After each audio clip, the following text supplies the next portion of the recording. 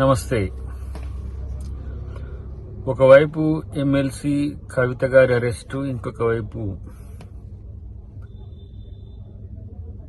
BSP నాయకుడు RS Praveen Kumar గారు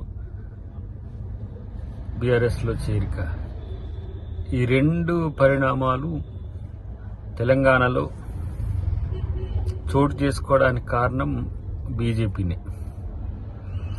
so MP elections లో వేగంగా పడిపోతున్న గ్రాఫ్ ను నిలబెట్టుకోవడానికి బీఆర్ఎస్, తద్వారా లబ్ధి పొందాలనే బీజేపీ, అంతిమంగా కాంగ్రెస్ కు నష్టం చేయాలనే ఎత్తుగడతోనే మరి పీకే సలహాల ఇంకెవరి సలహాల పక్కన పెడితే మొత్తానికి ఎలక్షన్ కమిషన్ నోటిఫికేషన్ కంటే ముందే పొలిటికల్ డ్రామాను తెర మీదకి తెచ్చిండ్రు.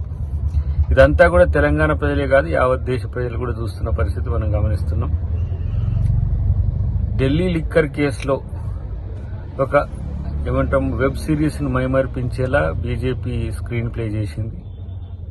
పక్కా ప్లాన్ తోనే కవిత గారి అరెస్ట్ డ్రామా, ఇటువైపు దాన్ని కప్పిపుచ్చుకునేందుకు గాను ఆర్ఎస్ ప్రవీణ్ కుమార్ గారి చేరిక, ఇవన్నీ కూడా ఒక ప్లాన్ ప్రకారం చేసినది మా అంచనా. ఏది ఏమైనా కాంగ్రెస్ పార్టీకి ఎలాంటి నష్టం ఉండదు. మీ పొలిటికల్ డ్రామాలు తెలంగాణ ప్రజలు పట్టించుకునే పరిస్థితులు లేరనేది నా యొక్క అభిప్రాయం. బీజేపీ దక్షిణ భారతదేశంలో తన బలాన్ని పెంచుకునేందుకు వివిధ రాష్ట్రాల్లో వివిధ ప్రయత్నాలు చేస్తున్న దాంట్లో భాగంగానే గతంలో బీఆర్ఎస్ తో ఒడంబడికలో భాగంగా ఎమ్మెల్యే క్యాండిడేట్స్ కు మీకు సపోర్ట్ చేసేటట్టు ఎంపీ క్యాండిడేట్స్ కు మాకు సపోర్ట్ చేయాలనే ఒక ఒడంబడికతోనే ఇక్కడ తెలంగాణలో వాళ్ళు రాజకీయం చేస్తున్నారు. అటువైపు ఆంధ్రప్రదేశ్ లో ఏది గెలిచినా ఏది ఓడినా వచ్చే ఎంపీలు బీజేపీ ఖాతాకే కాబట్టి అక్కడ పెద్ద సమస్య లేదు.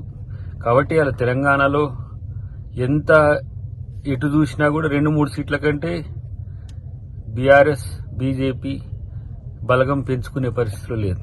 కాబట్టి ఇలా వాళ్ళు ఈ పొలిటికల్ డ్రామాకి లేపి ఏదో టీఆర్పీని పెంచుకునే ప్రయత్నం, అసలే మూలకు పడుతున్న జాయినింగ్స్ తో, ముఖ్యంగా కాంగ్రెస్ పార్టీలో బీఆర్ఎస్ నాయకుల చేరికతో మేము కూడా బలంగా ఉన్నామని చెప్పుకోవడానికి ఆర్ఎస్ ప్రవీణ్ కుమార్ గారి చేరిక. అంతే తప్పితే ప్రజలు వాళ్ళ వైపు వస్తారనే నమ్మకం అయితే వాళ్లకు లేదు, ఎవరికీ ఉండదు.